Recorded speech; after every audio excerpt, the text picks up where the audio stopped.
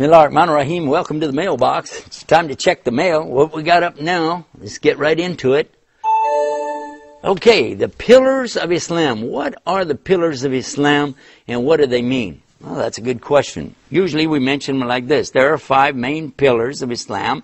There's something called the Shahada or Shahadatain. That's the bearing witness to 2 very important facts, that there really is only one God, Allah. He has no partners and He alone is the creator, the sustainer of the universe. He always was and always will be, and that's my God. That's basically the first part of Ashhadu an la ilaha illallah. The second part, Ashhadu Muhammad Rasulullah, this deals with the bearing witness to Muhammad, peace be upon him, as being the last of all of the messengers that came with this special message, confirming the message of Adam, Abraham, Moses, David, Suleiman, Jesus Christ, peace be upon all of them, and all the prophets who brought this key message, La ilaha illallah, none to worship except Allah. Now that's the first part. The second part, now we'll talk about following Muhammad and doing what he has shown us to do. So this is also a part of being a Muslim and following the pillars of Islam. First pillar,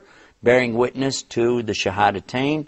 There's only one God to worship, and Muhammad is His messenger, and bear witness to that. Second pillar is to establish the Salah. Salah means the connection that we have with Allah through our worship by standing in a certain way, facing the direction of Mecca, and then opening up our hearts and praying to Him and going through the ritualistic motions that He's prescribed for us to do to make this connection with Him.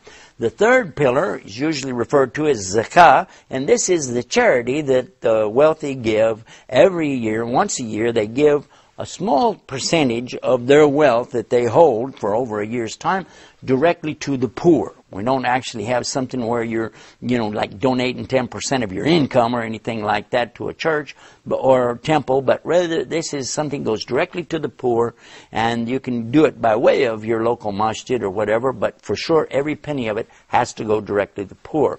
Now then, the next pillar is called Sawm Ramadan, fasting the month of Ramadan. That is to abstain from any food or drink during the daylight hours of the month of Ramadan. And then, at the end of that month, there's something called the Eid that goes along with this too, and we have a special program on right here on Huda about that when Ramadan comes, called Ramadan Reminders.